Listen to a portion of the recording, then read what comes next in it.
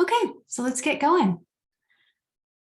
Okay, trauma coaching, the basics. So I'm just going to give you what the overarching structure of the training today will be that I'll present some, some definitions about what trauma is and how it affects people. And then I'm going to introduce the 5 tenets of Orenda's trauma coaching course and then I'll give examples of specific skills that we use to address some of the concerns for survivors that go under each tenet. So you'll get kind of an outline. Obviously, this is a pretty a significant topic, and I won't be able to cover everything, but I just kind of would give you a flavor of how we approach working with survivors. Yeah, please, this copyrighted material, of course. Okay, so trauma coaching, the basics. It's appropriate for, this training was designed for mental health providers who want to expand their knowledge base around trauma, specifically if they want to incorporate more skills into the work they're doing and have a skill-focused practice, or mental health providers who want to include coaching into their practice. Existing trauma coaches or life coaches, of course, this is appropriate for them, and existing coaches who want to specialize their practice. And also healthcare providers of all kinds interested in expanding their practice to include coaching, or who just want to learn more about how to work with survivors. So trauma defined, essentially, exposure is a key feature of trauma. You have to be exposed to something stressful. It could be brief, long lasting, and it could also, in the case of developmental trauma, it could occur throughout development. The basic definition of trauma includes an exceptionally threatening or catastrophic event, which would be likely to cause pervasive distress in almost anyone. That seems very clear, but there are also a variety of other forms of trauma that chip away at our sense of safety in the world, and we'll talk some more about those. Those are less obvious, but also the less obvious forms of trauma can also be the most pervasive in terms of how they affect people in their adult life. So types of trauma, small t, this is a singular traumatic event that occurs in the absence of other prior traumas. So small t trauma doesn't mean that it was an insignificant event, but rather that there isn't prior exposure that would affect the way somebody responds to an incident. A really common example of a small t is a car accident. So if somebody's in a car accident, yes, it's going to be distressing and scary and frightening. The vast majority of people who experience that kind of event without prior exposure will recover fully. It's the prior exposure that sort of complicates things. Complex trauma is redundant, repeated exposure, chronic exposure to adverse experience. It can be throughout development, but it can also be specific to adulthood. Whereas developmental trauma is repeated exposure to adverse circumstances throughout development. And both of those can affect personality, expression of the personality, and also the way it's shaped over time. Interpersonal violence is that which occurs within the context of a relationship dyad or a small group. A very common example, of course, is domestic violence. Sexual abuse and assault, this is basically using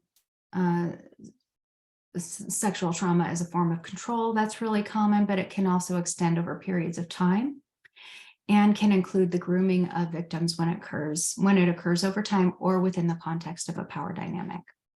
I would also include sexual abuse as being exposed to sexual content that is not developmentally appropriate. Gender-based violence, I'm going fast so I can squeeze everything in, so hold on to your hats. Gender-based violence. This is violence directed at a person based solely on their gender expression or their gender assigned at birth. Systemic oppression and cultural trauma, often used interchangeably, where systemic oppression includes cultural trauma, racial and ethnic trauma, historical trauma, forced migration and displacement, as well as weathering due to conscious or unconscious bias. microaggressions, etc. And these things are integrated into day-to-day language and behavior, and also day-to-day experiences of marginalized groups and societies. And then large-scale trauma includes natural disasters, high conflict areas, community-based trauma such as gun violence, and genocide. Genocide basically tends to include all forms of traumatic exposure. So why does it matter what kind of traumatic injury is incurred by the person? It basically influences the way in which any given person is going to respond to the event, as well as what they're going to be carrying after the fact. So for example, interpersonal trauma, an outcome, sort of a generalized outcome of that might be that people are viewed as unsafe. Natural disasters might, the information that the person is carrying with them after that, or their perception of the world, is that the world is unsafe or unpredictable. If somebody's exposed throughout childhood and their caregivers were absent or abusive, then relationships will be perceived as risk. So essentially, the kind of trauma that is experienced influences what we view as safe and what we view as risk, and it impairs our ability to see safety when it's there.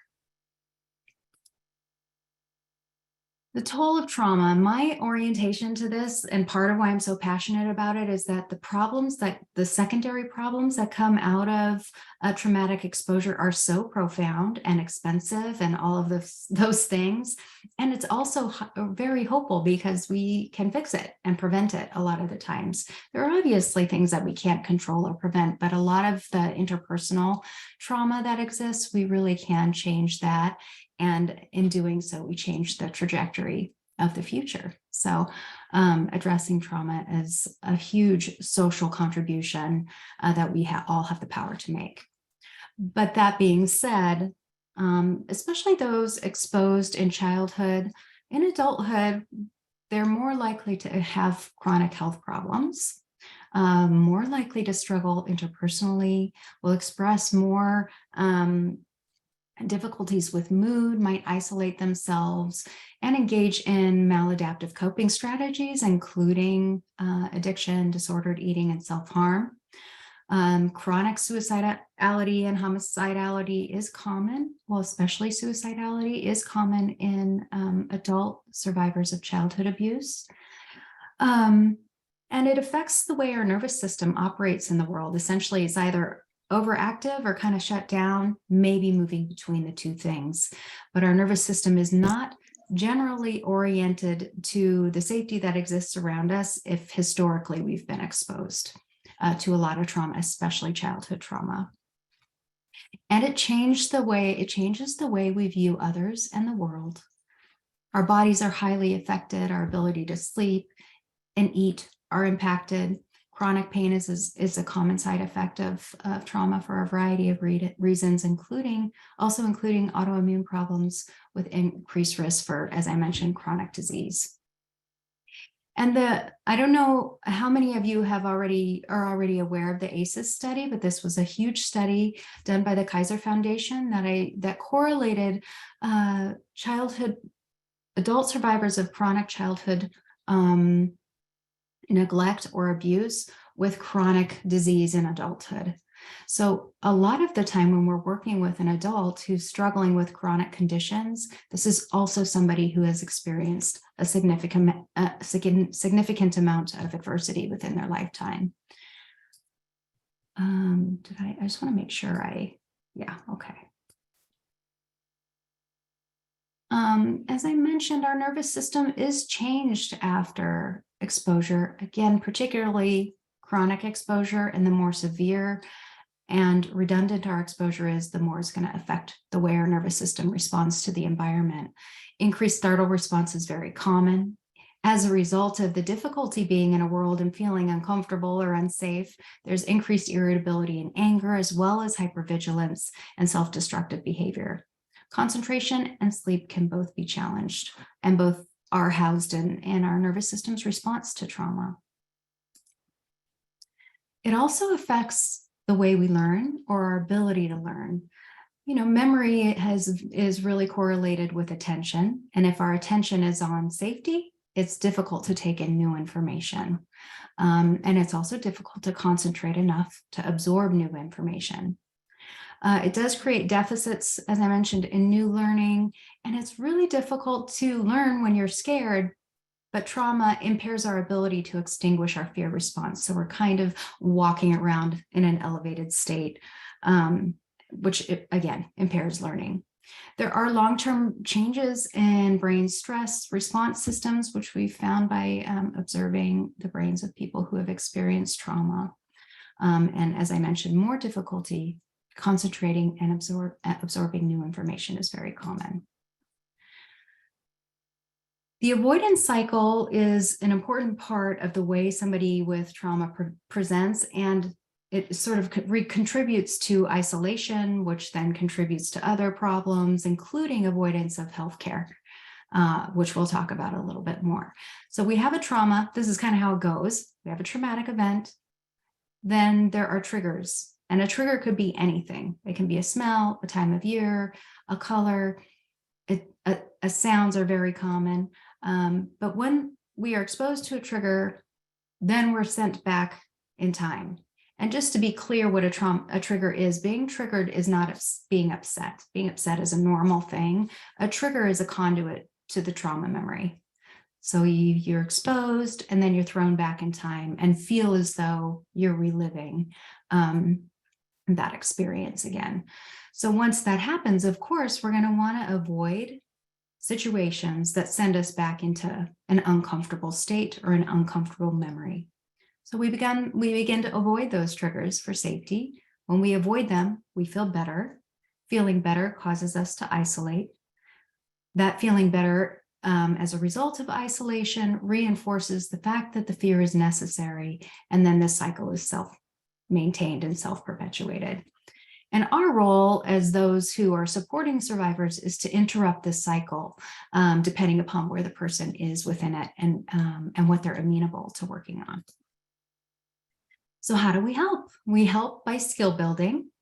Trauma does erode some of our skills that we learn from, healthy caregiving relationships, for example. And some of those skills, for example, are managing our emotions. Also the way, we're going to get into that. So I'm not going to start talking about, I'm not going to go down the path I was just going to go down, but skill building is basically a coaching specialty. Trauma processing is a psychotherapy specialty. And put together, ideally, we have robust support for moving through trauma with survivors. And if you're neither a coach or a therapist, you still have a critical role. I feel like if we all know how to interact with survivors in a skillful way, we are basically contributing to a better world, because if you can do that well, you're interacting with people in a really thoughtful way, an intentional way that's healthy. Okay, so the 5 tenets of coaching. I'm going to say these, and then I'm going to review questions, and then we'll start again. The 5 tenets of Orenda's coaching approach: growth after trauma and finding purpose, authenticity, self-agency, community, and connection. So these are the pieces that we want to help our clients expand upon, build upon, etc. Okay, I'm going to check the chat for questions really quickly.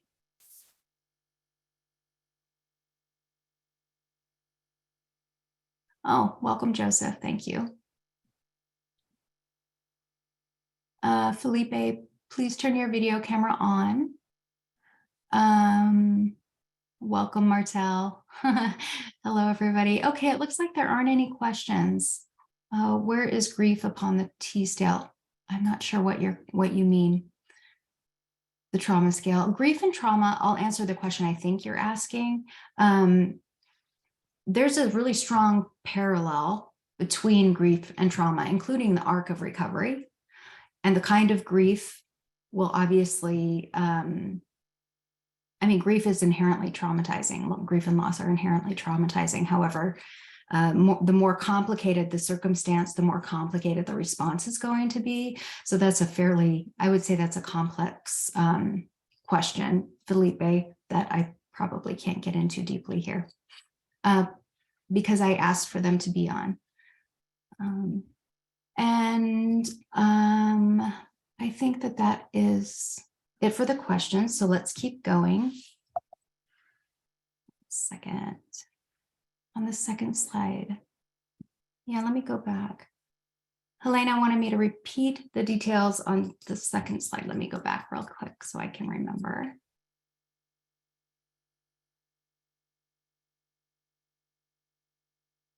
Is this, so maybe you meant.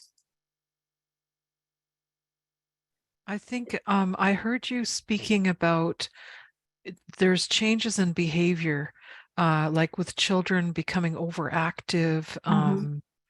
There's some stuff that happens, and I think it was right before this slide, actually. Right before this one? Yeah. Oh, okay. I see. Yeah, I think I was talking, but I didn't put the stuff in, the things I was saying in the slide.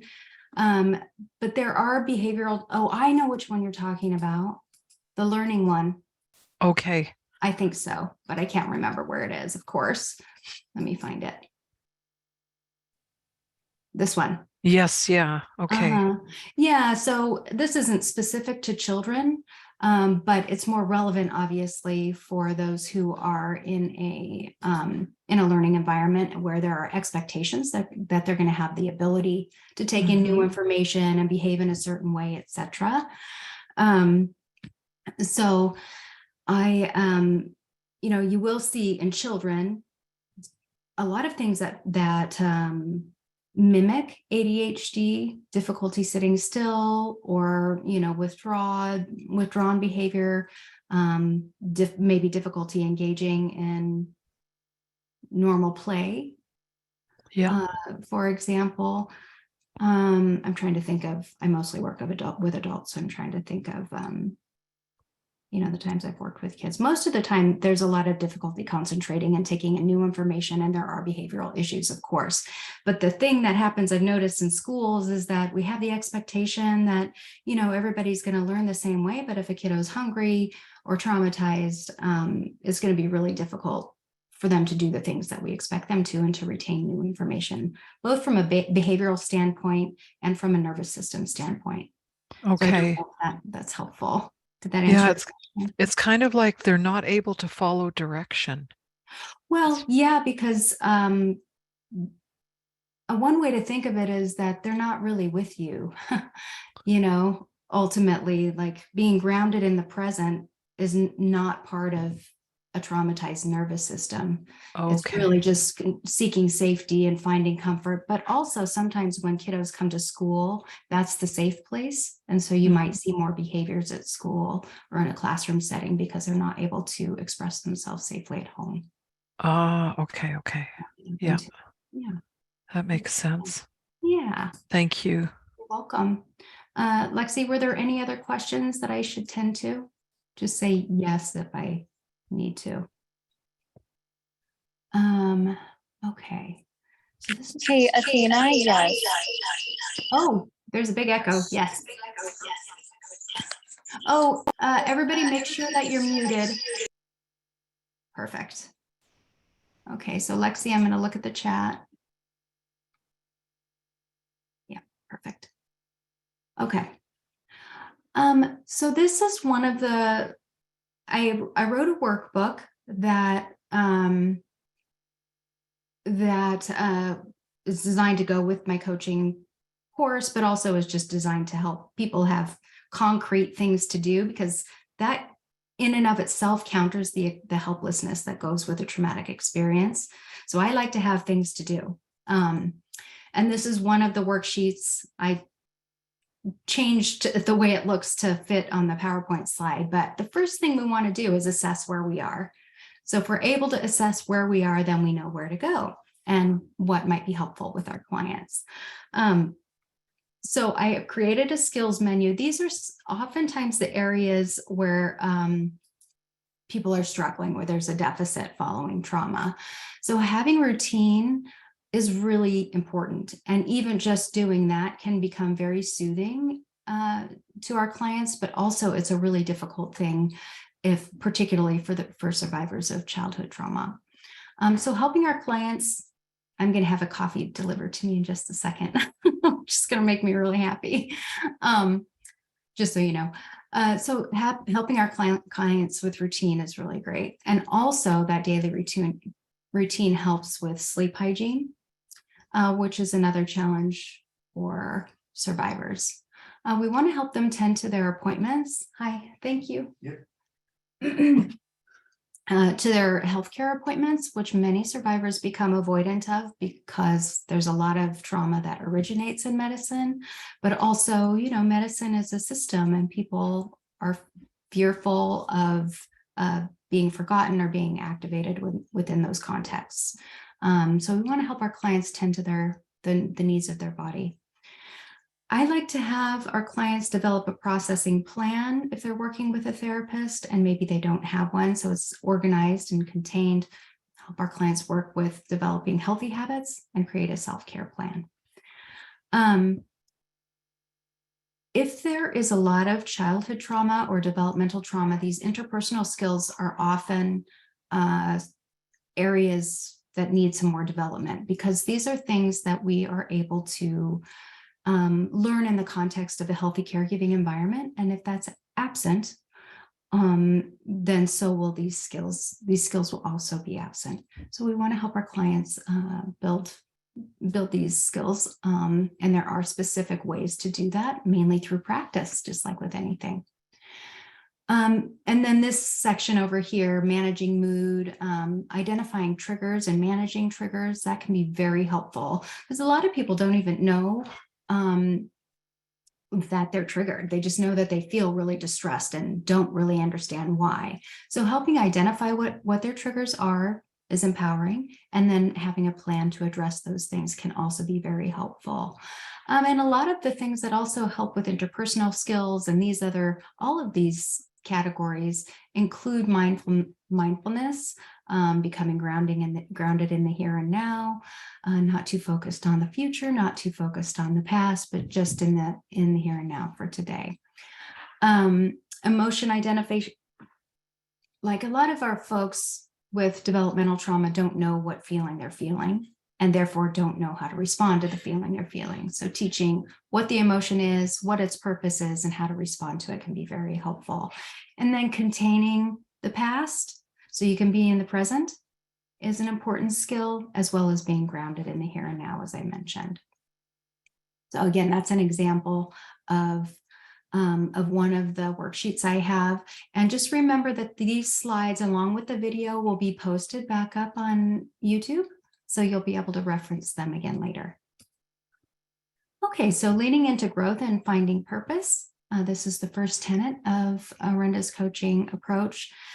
So when we are exposed to something, and trauma is not a unique experience, of course. However, the interaction between our exposure and who we are as a person is a unique experience.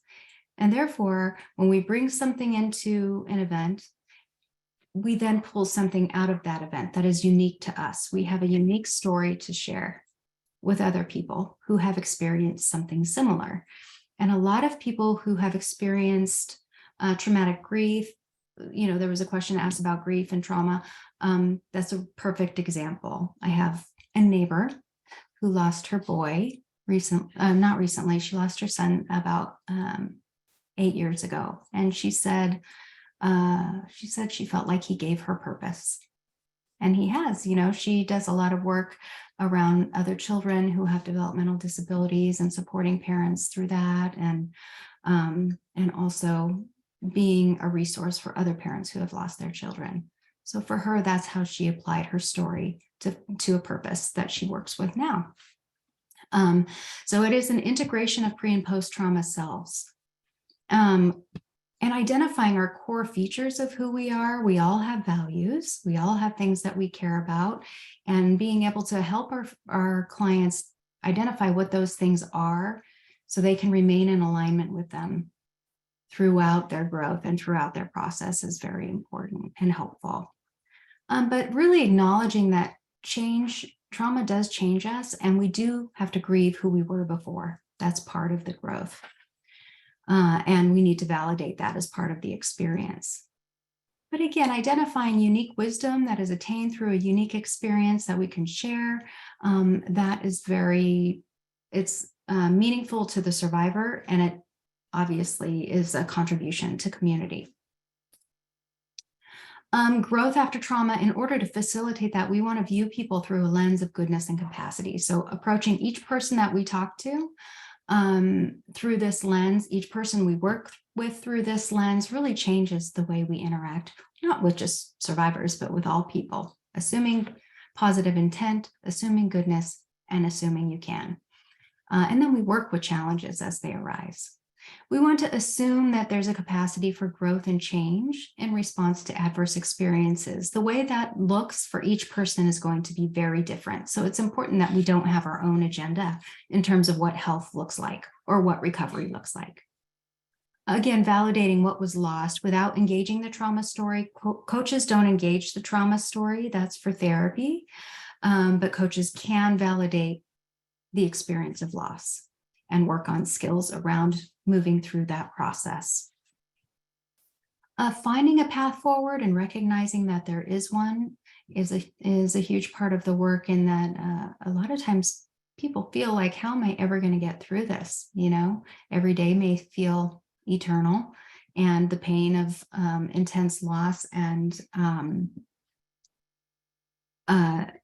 exposure to the unexpected and painful events obviously is going to shake things up.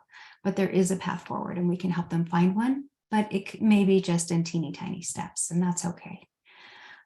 Examples of growth, though, examples of growth that occur after trauma: appreciation for small things in life. You know, that this is a really common expression of post-traumatic growth. I now recognize, I mean, it's sunny here in Oregon where I am, and boy, am I grateful just to have a little bit of sun. But being able to enjoy the little things in life is something that trauma can teach us. Spiritual growth is another example, along with prioritizing relationships with other people. Growth, again, occurs at different paces for different people. And again, that's okay. So finding purpose, as I mentioned earlier, this is a component of growth, and it comes out of the uniqueness of the traumatic experience. The survivor has unique knowledge about something that can be shared with others. And one of my favorite examples of this is The Hero's Journey by Joseph Campbell. I have a worksheet. Let me just see if I did that. No, I didn't. So Joseph Campbell studied the process of injury to recovery internationally. So he looked at many cultures and recognized that there's a pattern. And this pattern is actually referenced in books and movies really regularly. So it's something that is sort of, there's a word I'm looking for. It's just relatable at a fundamental level. We all kind of can relate to this experience. Call to adventure at the top. That's when the thing happens, something happens that's bad, that a challenge has happened.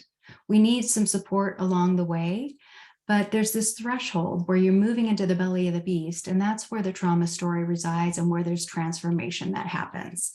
And most of us are not going to want to do that. You know, these journeys, these internal emotional journeys are very painful and hard and scary, and we don't know what's going to come out on the other side. So at this threshold and along the way down to the abyss and revelation, we need some help. And that might be a coach, that might be a therapist, it might be a mentor, it might be a friend, but we do need someone consistent to support us in this journey. Once we reach the bottom in the belly of the beast, or where the abyss and revelation occurs, that's where transformation starts to happen. There's this atonement piece. When I work with my clients, you know, they're carrying guilt and shame for things, even though they don't have control over them, they do still experience those feelings. I encourage some form of giving back. And a lot of times clients will say, oh my gosh, how am I supposed to give back? I'm exhausted. You give back in little ways that you can. You might open a door for somebody. It doesn't matter, just finding small ways to give back for the reason and for the sake of giving back only. And that can be really healing for our clients. And then the return is where the integration of pre and post trauma selves occurs. I like to have my clients work through this process, identify where they are in it, where they want to be, what the barriers are to getting to the next step. And then I work with those barriers rather than trying to push through them. So again, this is another example of a skill that I utilize to propel growth, or support growth, I should say. The next tenet is authenticity. It's just so much easier to be in the world when we're in the world as ourselves. And there's one, oh gosh, what's the word? I struggle with words nowadays. There's one model that I'm trained in. It's called internal family systems therapy. I love it. It's a really kind way of working with people. And the argument, or the premise for that modality, is that we create these defenses to protect the pearl that's hidden within us. But the defenses can be a little bit harder for other people to relate to and aren't necessarily representative of who we are authentically. So we can work with those defenses to free our clients up to be themselves in the world. And that just takes less effort, generally speaking. And, you know, I haven't met somebody who's authentic who is unlikable. I've never met an authentically unlikable person or an unlikable authentic person. So authenticity and likability are, in my opinion, hand in hand. Yeah, and our true selves really are a hidden gem that are worth protecting. And that's what our defenses are designed for. Coaches can help clients reconnect with their true selves, but doing so safely and by working with those defensive behaviors. And coaches help clients identify their value set that reflects who they truly are, again, so that they can behave in ways that is in alignment with their value set, because sometimes trauma leads us astray. Okay, it's been 15 minutes. I just want to check on questions really quickly. Yes, pay it forward, exactly. I'm not going to respond to any of the technical things. Okay, that's fine. Joseph Dunphy, I'm reading yours. In our area of northern New Jersey, there is a big effort by churches and veterans to address the soldier suicide program, the 22 a day issue. Oh. In addition, the anniversary of 9/11 is a seasonal trigger in fire, police, and EMS communities, for sure. So that's a great example of, that's a great example of triggers. That's a date. A lot of us have feelings on 9/11. Those of us who, well, I'm old enough to remember it, but that's a great example. The arc of recovery, Vanetta, that was captured by Joseph Campbell's, by that process, that circle. That's what I was referencing there. Okay, I think. Oh, Helena, that's a sweet question. How do you keep yourself from taking home and thinking and worrying about my clients? I personally find so much joy in watching people recover that the story most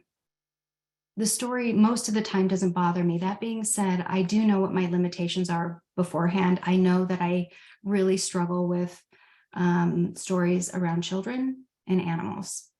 That's my limitation. That's not everybody's limitation. So knowing what you can handle well and what you can't really helps prevent you from getting into something where you get burned out and compassion fatigue and overwhelmed with these memories, But for me, being able to prevent myself from getting in that position in the first place is how I manage it.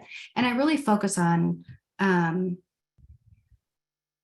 what they can do versus what they can't.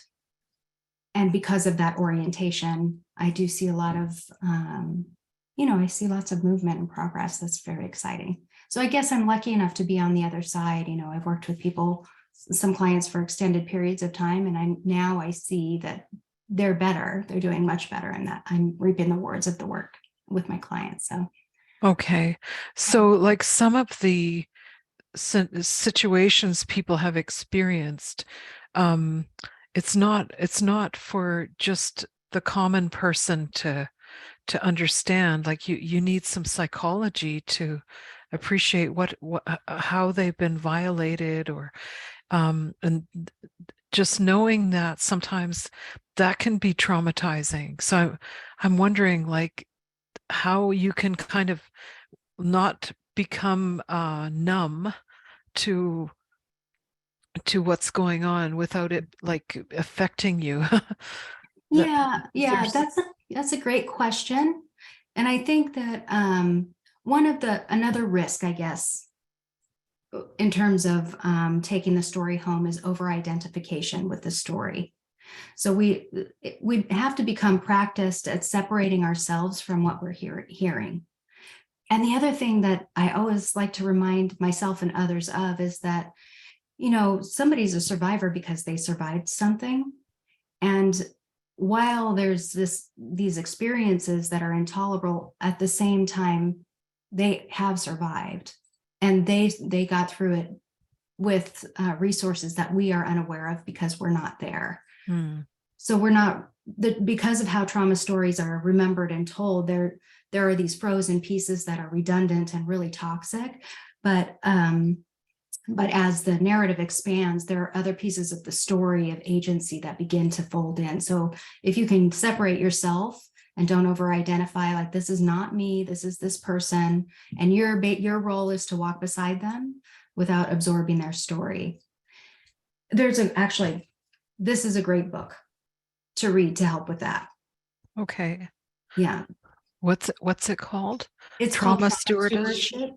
Sorry, is my finger in the way? No, it's fine. Like I've heard of the title. Yeah, it's a Yeah. great book. It's great. Okay. She has exercises and skills in there to help you answer that very question. Okay. Yeah. Thank you. Yes, and Lynn, Mother's Day is commonly a huge trigger for a lot of people who have histories with moms, etc., or have lost their mom or broken up with their mom. So yeah, that makes sense. Lynn, engaging with trauma. What if you're a person? Wait, let me read this first.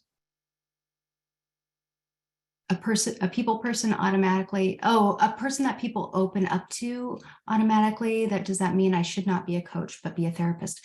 No, I think that you can decide which one you want to do, and then the skills that you attain within either discipline will help you capitalize on your strengths and work with where you might be too permeable or something like that, but being warm and open is a good thing. And it's also something that if you will need to create some boundaries around yourself for the sake of longevity. But I think you could choose either. As a coach, I have a coaching supervisor. Yes, that's wonderful. That's a great suggestion. So having a supervisor or someone to contact when you're struggling helps you not carry the material around. Protecting yourself emotionally is important. Yes, compassion fatigue, monitoring that. I think the difference between empathizing and sympathizing is being aware of limitations of the services you're providing. I love that. That's great. Operate within your scope and you'll feel safe and you won't carry too much home. That's great. It has always helped me and my team to approach recovery with logic before emotion, being friendly without being a friend. Beautiful. The name of the book, I'm just looking, there are a lot of questions. Yes, thank you, Lexi. Empathy and sympathy, not sympathy, and cultivating self-care regime. Yes, to guard yourself. Great suggestions. And clinical supervision, we have that here too. It's great. Oh, lost children, yeah. McLean has a lot of fantastic resources. Yes, McLean is amazing, including a seminar you did on suicide. Thank you for doing that. You just mentioned how a coach does not engage the trauma story. Would you address transgenerational trauma or how certain trauma continues over generations? Let me see here. So, boy, that's a big question. Basically, regardless of the kind of trauma, as a coach, you're working on skills. And those skills are specifically going to be tailored to the ways in which trauma is manifesting for any given person. Naturally, transgenerational trauma, it's self-propelling, it moves itself. We don't have to do anything and it will keep going. So, but we can do something to stop it. And the way, like, as a trauma therapist, I spend the vast majority of my time building skills, because that makes the biggest difference in somebody's day-to-day life. And then if we have the luxury of working through the trauma story, then there's, of course, relief, and then you have the opportunity to integrate what you've learned from your history and share with others. So that's really beautiful. But regardless of what the trauma is, our goal is to focus on skills as a coach. And that will hopefully then, not hopefully, it will interrupt the propulsion of trauma across generations. Because what we're doing is we're teaching people how to have interactions that are not harmful with children or with other vulnerable folks, or with people we love. Yeah. Reflective supervision is critical. Yes, it is. Yeah. And Felipe, the invisible bubble, that's a great metaphor or way to think about it, like having something that is impermeable between you and the person.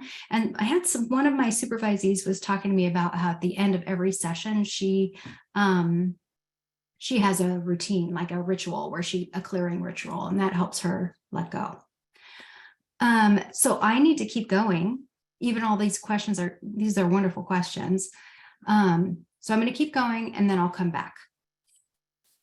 Okay, so back to authenticity, client homework. This is a prompt that I like to give sometimes. So, and the goal behind it is to help identify barriers to authenticity so that you as the coach can work with the client to create safety to be authentic, and to identify contexts where authenticity is appropriate. And I like to think of it like there are certain kinds of authenticity. There's professional authenticity, where you bring your true self into a professional setting, but you can't be completely authentic. Like, I'm not going to behave right now in the way I might with my children. That's just going to look really different. But I can be authentic in both settings, pulling the pieces of self into the contexts that are appropriate. And sometimes it's really not safe to be authentic either. So helping our clients identify those times, like, when is it safe to be completely open? When is it safe to be professionally authentic, parentally authentic? Helping them identify safe and appropriate times to express who they are is also a good focus. But this particular exercise I created just to help people identify what are the pieces that help you feel free to be you in the way that you want to be or need to be within your cultural context, etc. Self-agency. We're going to spend most of our time on this particular concept because self-agency is the thing that will most directly counter the trauma experience. Trauma is characterized by helplessness. Agency is the opposite. Where sometimes, though, when trauma occurs in the context of a caregiving relationship where we were supposed to be supported but weren't, we were supposed to be loved but weren't, we were supposed to be saved but weren't, then we're going to be propelled to look for that experience over and over and over and again. The thing is that the search for a rescuer, search for somebody to save you or me or whomever, it's sort of like an attempt to avoid grieving, grieving what we should have had, but we didn't yet, essentially. And that's where that work is. That's more of a therapeutic, that's work for a therapy session. But at least I like to have awareness that when we're searching for somebody to save us, it's because we weren't saved when we should have been. So how can we save ourselves in the here and now? And how can we process that past trauma? And having a plan for that. So a lack of self-agency, again, I mentioned this, can arise out of grief from not being helped, supported, or saved, etc. Coaches acknowledge the origins, so acknowledge and validate, but help clients reconnect with their strength and capacity at the same time. I always like to say, do with our clients, not for. So we walk alongside our clients, we support them in doing the things they need to for themselves. It can be very tempting to do things for our clients, but we need to wait and give them opportunity to find their strength. If we jump in when they don't need us to, we have basically removed their opportunity or interfered with an opportunity for them to do for themselves and to become stronger. A big piece of self-agency post-trauma is managing emotion, because when our worldview has been blown, it's really dysregulating. It's really hard to manage feelings, and they can either be really big or really small, and sometimes moving between the two. I can't remember where I found this, but I found it somewhere. But trauma impairs our ability to manage our emotions, as I mentioned, with a specific emphasis on childhood trauma, because that's where we learn how to do it. And we internalize the people who loved us, who love us and help us learn how to do that. So we carry, loving caregivers with us, even when they're not there. And that's a really regulating experience internally that childhood survivors don't have. And many survivors can say that they feel like they are out of control. Their feelings are in control. So we want to help them kind of get some traction around that. Part of this, again, is going back to trauma triggers, identifying things in our environment, bodies, and memories that pull us back into trauma.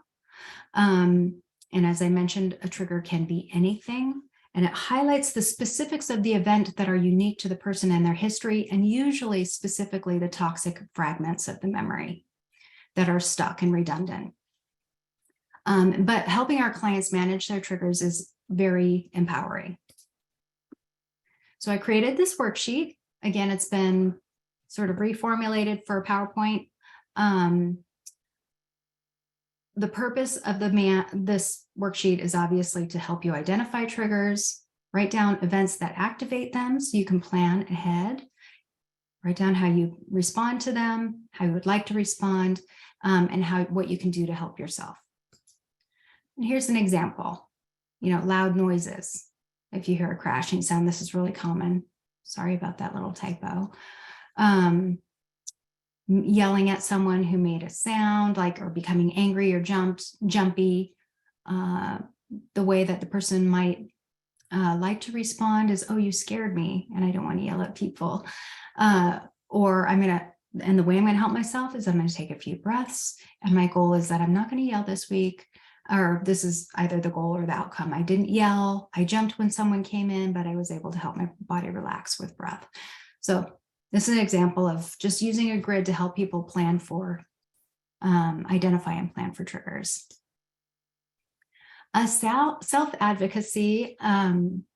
Self-advocacy is a form of self-agency, of course, and this is an area where I've noticed that it's really easy for providers to jump in and do for, I'll make that appointment. Well, I, as a therapist, have never done this, but sometimes coaches can feel compelled. I'll make that appointment for you.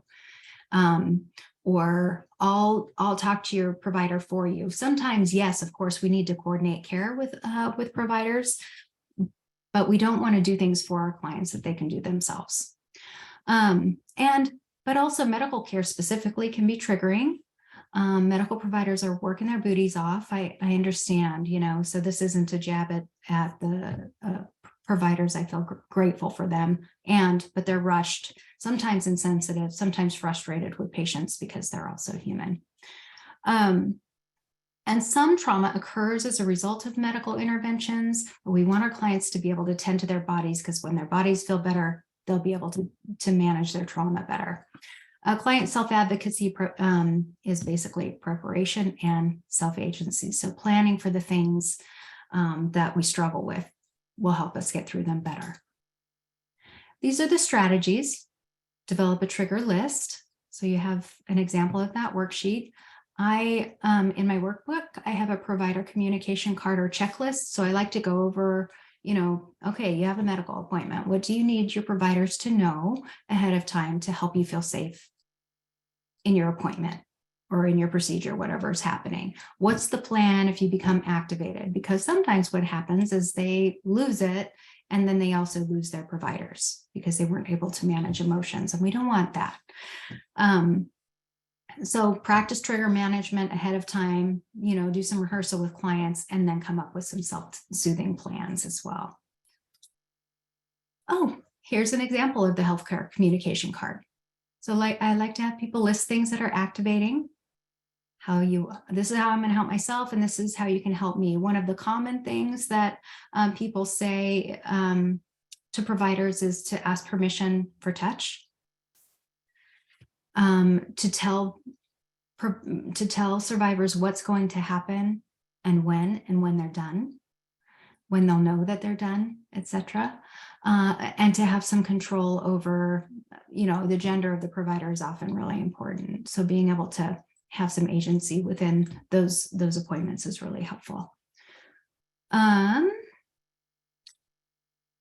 the last tenet is building community and connection. This is something that I feel like we know we are social. We're social. People are social. We need each other. But also sometimes providers forget that this is a priority for maintaining health.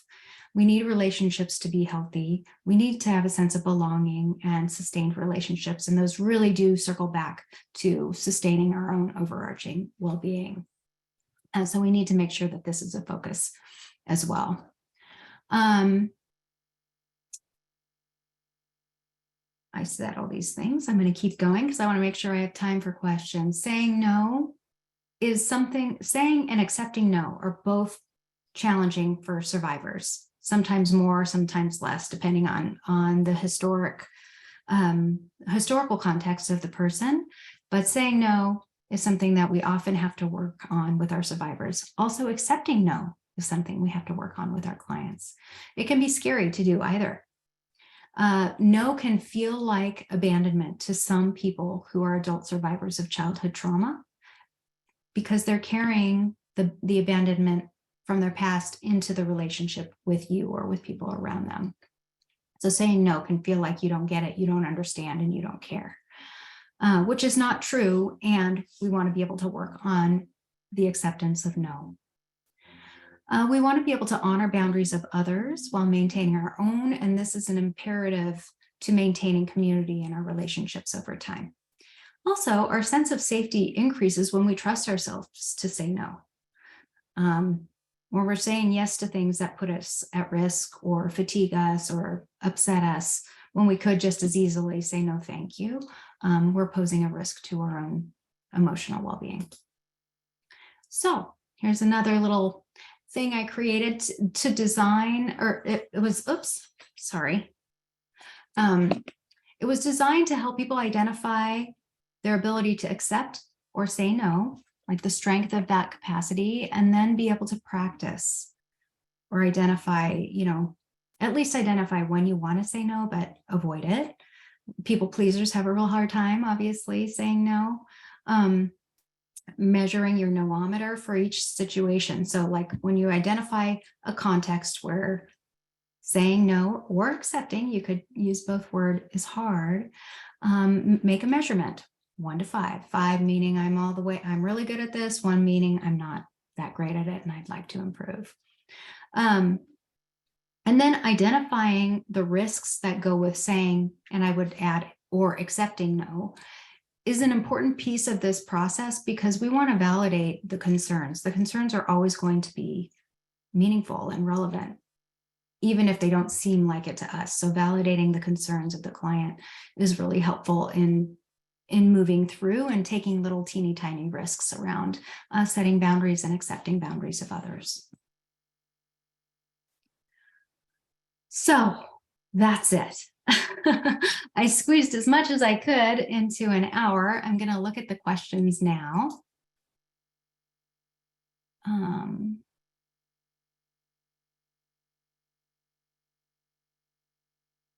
Yeah, skill building around cultural trauma. Okay. My experience is that clients with light trauma come to my coaching sessions. I would not dare to coach very traumatized people through. However, how do you know where to draw the line exactly? Oh, very good question.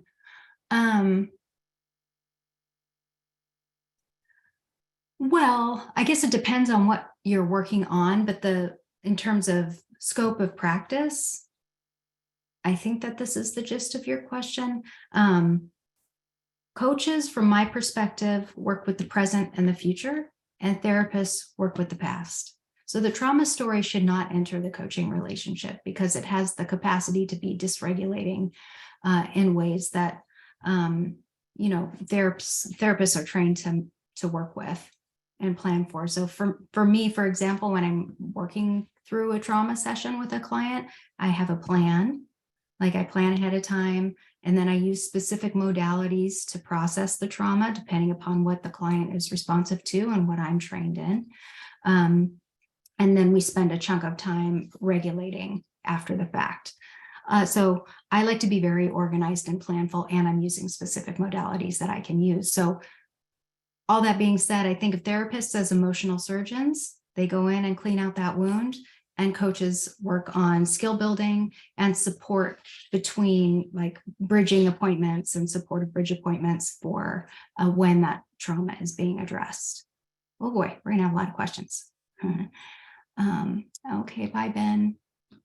Adultchildren.org, that's another resource. Thank you for sharing. Purposefully closing the stress cycle is helpful a helpful practice to not take work home with you. Yeah, that's great. The only safety is precisely the trauma survived, so the client goes to devil they know. That makes sense. Miriam, go back a few slides, a colorful asterisk thing. Oh, I don't remember which one that was, but these, because this was recorded, the PowerPoints will be up along with the video. So you'll be able to reference all of them again and pause and have more control over the information. The boundary slide, please. Let me see. I want to answer all the questions versus going back to boundary slides or to specific slides. And then if we have time, I'll do that. I like to view the power of no as a friendly and respectful gesture to balance. That's well stated. No, I'm not going to send out a copy of the presentation or the video. It will be available on YouTube. Would it be worth exploring imposter syndrome within a safe and supported environment and in relation to being authentic?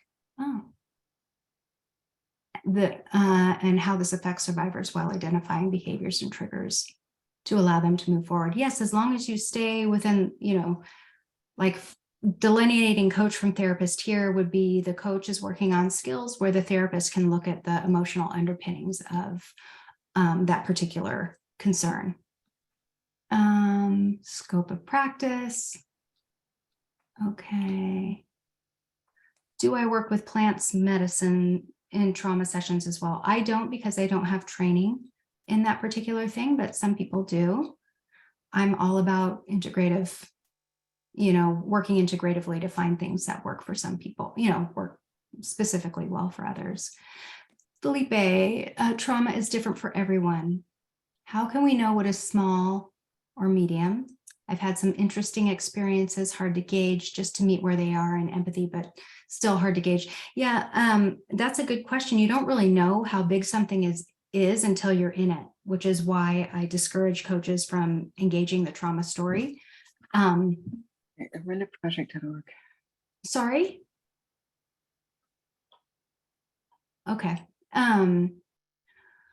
So, and as soon as we start talking about the story is when we start to realize how big it is, so it's really important to save that for the therapeutic context. And that's where it will be discovered, the extent of the impact. Therapists have to specialize to be trauma therapists and work in past, present, and future. That is true. Case managers do appointments. True. Trauma is the eye of the beholder. Oh, yeah. You're welcome, Martel. You're a school counselor. You get children with a backpack filled with insecurities, and it's tough to get to the bottom of it all. I know. Thank you for your work. Okay.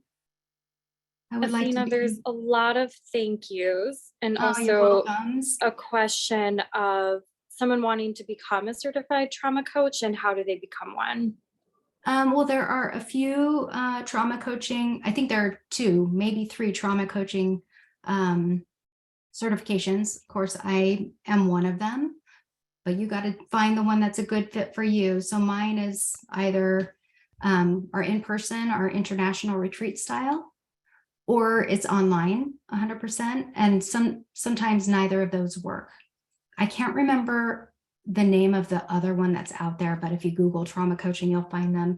They do, I think, a hybrid where it's some in person and some people learn better that way and some online. So it's a hybrid, I believe. So I believe there are only 2 certifiers out there. One of them is me, and there's another org that I can't remember. But I think that other one is run by several survivors. So which is legit. I like that. Let's see. My certification hours do not qualify for ICF because I created mine to be online in order to be globally accessible. And so as a result of that, right now we don't qualify for that. So my experience is great. Thank you for the reference. I think that those are all the specific questions. For YouTube, it's at the Orenda Project. I was going to type it in for you. Or you can just Google the Orenda Project. There's stuff already there up.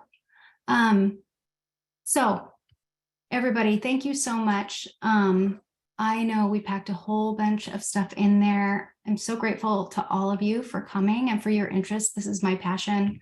You know, I just love working with survivors and I appreciate the opportunity to share with you. So have a good day. Check YouTube and I'll try and get it up today if you want to take a look and see if it's up today. You'll be able to do it again a little later. So, and this is a free training, Felipe, so we don't offer certification or units or anything like that. It was just for your information. I hope you all enjoyed. Have a good day. Thank you So much. Thank you.